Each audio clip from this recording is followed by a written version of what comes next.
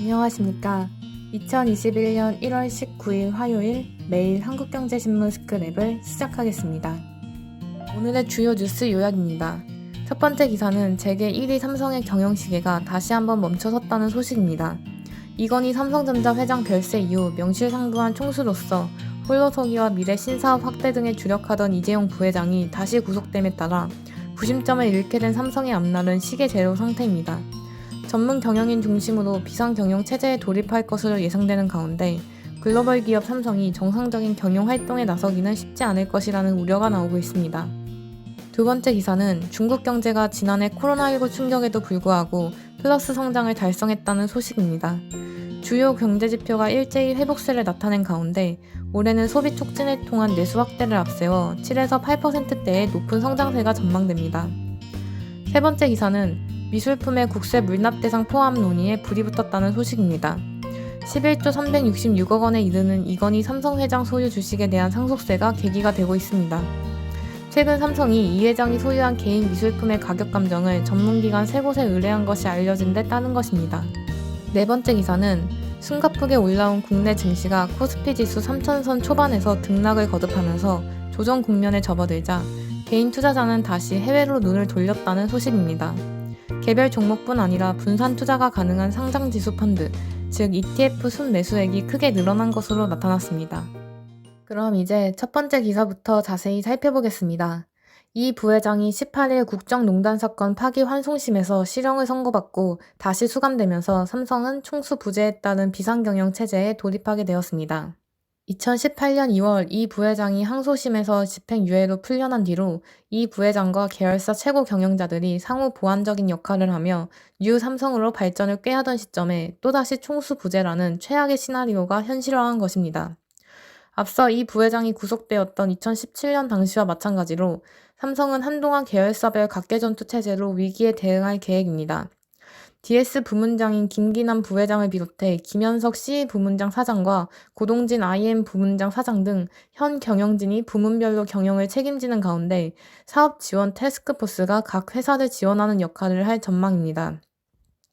다만 사업 지원 태스크포스 역할은 제한적일 것으로 예상됩니다. 국정농단 사건에 연루되면서 해체된 옛 미래전략실 기능을 일정 부분 이어받은 탓에 외부 시선이 곱지 않기 때문입니다. 이 같은 이유로 재계 안팎에서는 컨트롤타워 조직이 없는 가운데 이 부회장이 또다시 구속되면서 핵심 경영 현안에 대한 의사결정이 차질을 빚을 것이라는 지적이 나오고 있습니다. 재계 관계자는 대규모 투자, 인사 등은 총수와 전문 경영인이 머리를 맞대 의논하고 결정하는데 총수가 구속되면 의사결정과 책임 경영에 차질이 불가피하다며 이 부회장이 이전에 구속되었던 기간에 글로벌 시장에서 경쟁력이 약화했다는 지적이 나왔다고 말했습니다. 이 같은 우려는 삼성 내부에서도 꾸준히 제기되어 왔습니다. 김현석 사장은 지난해 7월 간담회에서 코로나19 영향으로 삼성전자가 감당하지 못할 정도로 빠른 변화가 있을 수 있다며 이럴 때 가장 중요한 게 리더다. 전문 경영인은 큰 변화를 만들 수 없고 빅 트렌드를 못 본다고 말하기도 했습니다. 코로나19 확산과 미중 무역 갈등, 한일 관계 악화 등 대내외 불확실성까지 커지고 있는 상황에서 이 부회장이 또다시 구속되며 이 부회장이 추진하던 뉴 삼성 전략도 치명상을 입게 되었다는 분석이 나오고 있습니다. 당장 대규모 신규 투자와 인수합병에 차질이 불가피할 전망입니다. 엔비디아, AMD, SK 하이닉스 등 글로벌 반도체 기업들은 미래 성장 동력 확보 차원에서 막대한 자금을 들여 각각 암홀딩스, 자일링스, 인텔 낸드 사업부 등 유망 기업들 사냥에 나서고 있습니다. 하지만 삼성전자는 2016년 11월 자동차 전장 회사인 하만 인수 결정을 내린 이후 추가 인수를 엄두도 내지 못하고 있습니다. 미국 오스틴 반도체 공장 증설을 포함한 국내외 대규모 투자 계획 발표나 유망 기업 M&A도 한동안 중단될 가능성이 있습니다. 파운드리 글로벌 1위 기업인 대만 TSMC는 올해 30조 원에 달하는 막대한 투자를 예고하며 삼성전자와 격차를 벌리고 있지만 삼성은 총수 부재로 인해 보수적인 경영이 불가피할 것으로 전문가들은 보고 있습니다.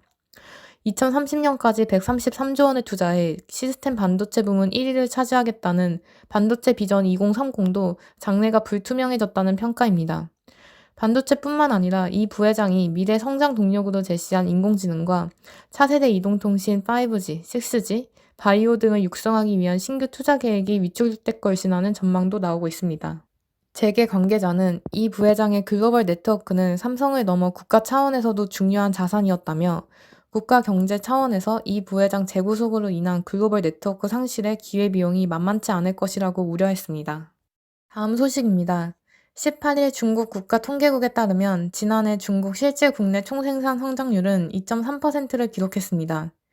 이는 문화 대혁명이 마무리된 1976년 중국 경제의 마이너스 성장률을 기록한 이후 44년 만에 최저치입니다.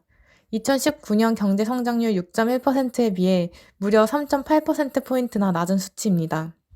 하지만 시장에서는 지난해 중국 경제가 코로나19 충격을 극복하며 세계 주요국 가운데 유일하게 플러스 성장을 달성할 것으로 전망되는 점을 높게 평가하고 있습니다. 앞서 국제통화기금 IMF는 2020년 세계 경제 성장률을 마이너스 4.4%로 예상한 바 있습니다. 2020년 중국 경제는 V자형 회복 곡선을 그렸습니다. 지난해 초 우한 지역을 중심으로 코로나19가 빠르게 중국 전역에 확산되면서 작년 1월에서 2월 중국은 생산, 소비, 투자, 수출입 등 사실상 모든 경제활동이 일시에 마비되었습니다. 1분기 경제 성장률은 마이너스 6.8%로 주저앉았으며 분기별 통계 작성을 시작한 1992년 이후 최저 수준을 기록했습니다. 그러나 당국의 강력한 전염병 통제 조치와 함께 1,000조 원이 넘는 고강도 경기 부양책이 서서히 효과를 발휘하면서 뚜렷한 회복세로 돌아섰습니다. 2분기와 3분기 성장률이 각각 3.2%, 4.9%를 기록한 데 이어 4분기에는 6.5%까지 치솟으며 가파른 우상향 곡선을 그렸습니다. 세부적으로 살펴보면 생산을 비롯해 중국 경제 성장을 견인하는 소비, 투자, 수출이 지난해 동반 회복세를 나타내었습니다. 중국 국가통계국에 따르면 작년 12월 산업생산은 전년 동기 대비 7.3% 늘어나며 시장 전망치였던 6.9%를 웃돌았습니다. 산업생산 증가율은 지난해 1월에서 2월 마이너스 13.5%로 추락했지만 같은 해 4월 3.9%로 플러스 전환한 뒤 9개월 연속 증가세를 이어가고 있습니다. 고정자산 투자도 작년 12월 연중 최고치를 찍으며 뚜렷한 회복세를 나타냈습니다. 작년 수출은 2조 5,906억 5천만 달러로 전년 대비 3.6% 증가했습니다. 특히 지난해 12월 수출은 전년 동기 대비 18.1% 늘어났습니다. 고용지표도 양호한 흐름을 보였습니다. 작년 12월 중국의 도시 실업률은 전달과 같은 5.2%를 기록했습니다. 중국 당국은 올해 도시 실업률 목표치를 6% 내외로 제시했습니다.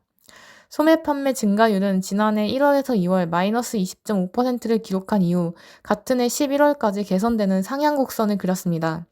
중국 안팎의 이목은 올해 중국 경제 향방에 쏠려 있습니다. 중국 국내외 기관들은 올해 중국 경제 성장률이 7에서 8%에 이를 것으로 보고 있습니다. IMF는 8.2%, 경제협력개발기구 OECD는 8.0%를 예상했습니다.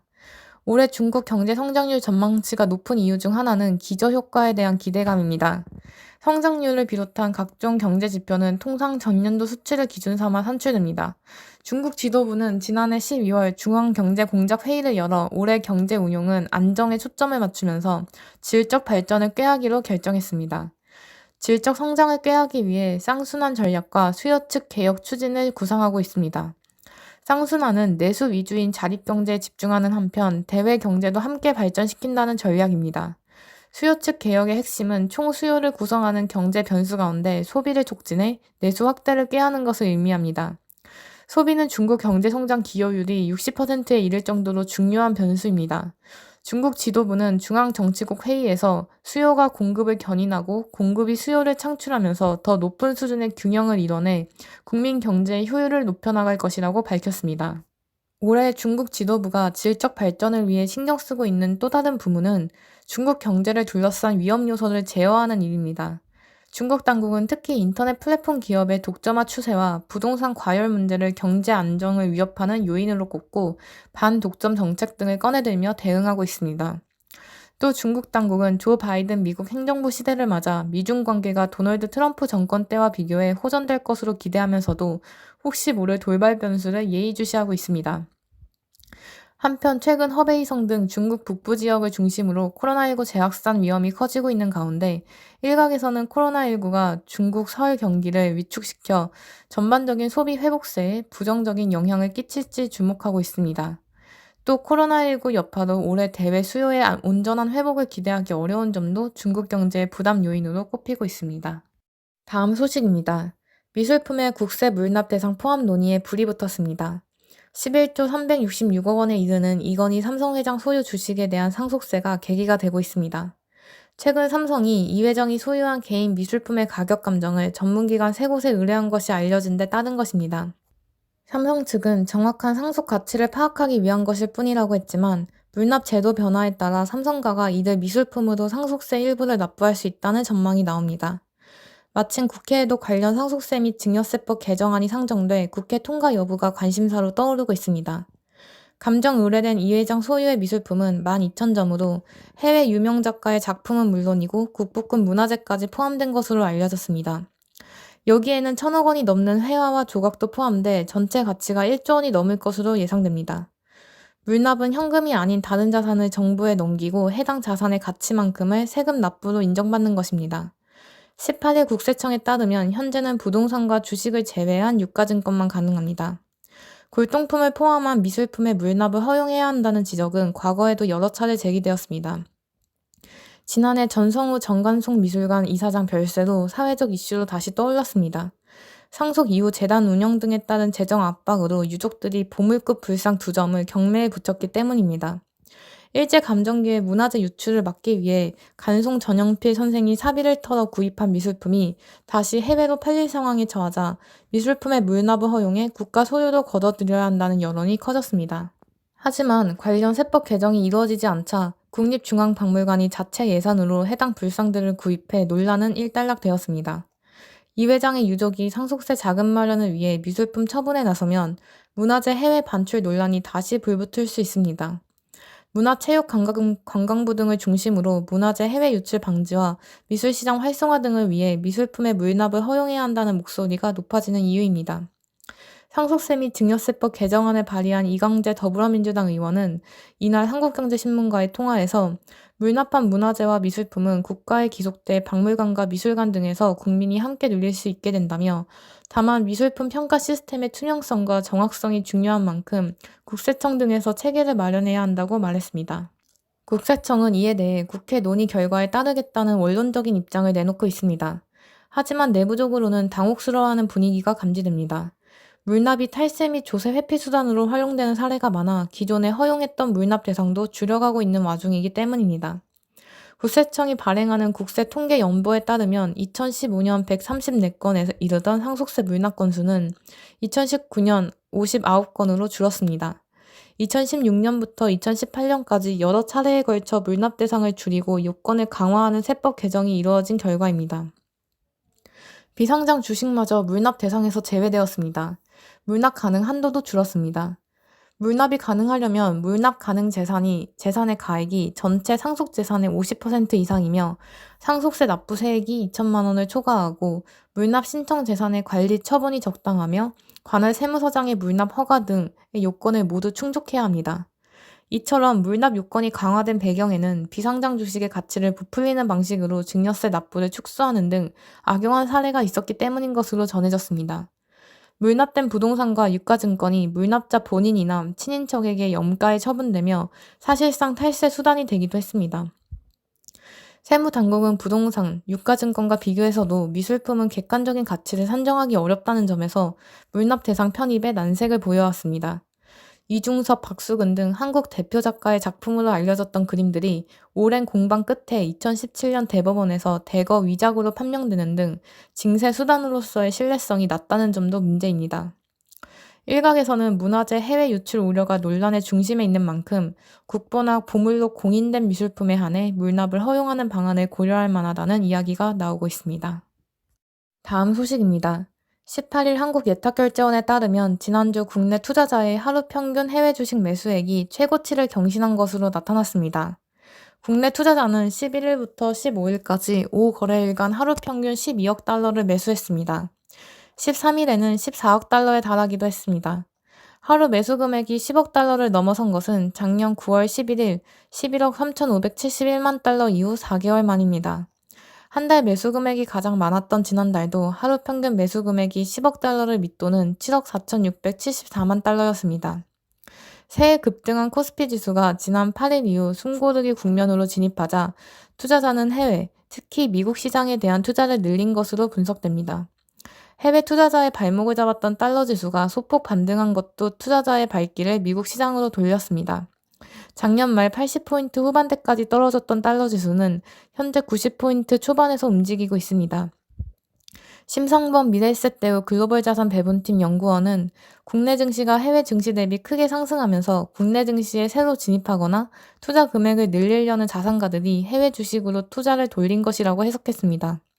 서학개미로 불리는 개인 투자자가 올 들어 지난 15일까지 해외에서 가장 많이 사들인 상위 30개 종목 가운데 28개가 미국 증시에 상장된 종목이었습니다. 1위는 테슬라로 5억 8,798만 달러어치를 사들였습니다. 애플은 4억 3,189만 달러로 2위, 바이두는 1억 3,685만 달러로 3위 등으로 대거 매입했습니다. 순매수 상위 종목에서 눈길을 끄는 건 ETF 비중이 크게 늘어났다는 점입니다.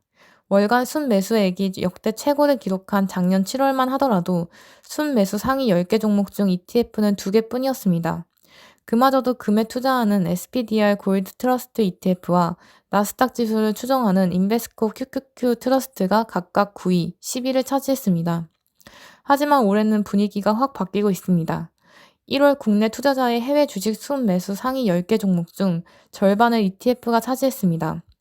지방채 펀드 뱅가드 면세채권 ETF가 8,342만 달러로 4위, 아크자산 운용의 액티브 ETF인 아크이노베이션 ETF가 7,369만 달러로 5위, 아크유전혁명 멀티섹터 ETF가 5,299만 달러로 9위, 친환경 및 2차 전지 관련 ETF인 아이쉐어즈 S&P 글로벌 클린 에너지 인덱스 펀드가 6,563만 달러로 7위, 글로벌 엑스 리튬 ETF가 5,731만 달러로 8위 등으로 10위권에 올랐습니다.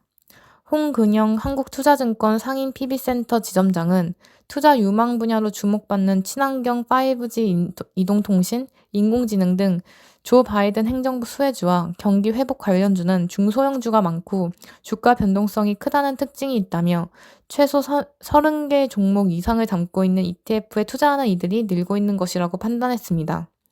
아직 덜 오른 중소형 개별 종목을 찾아 투자하기에는 정보가 부족해 관련 시장 전체에 투자하는 방법을 선택했다는 설명입니다. 그럼 이상으로 오늘의 매일 한국경제신문 스크랩을 마치겠습니다. 들어주셔서 감사합니다.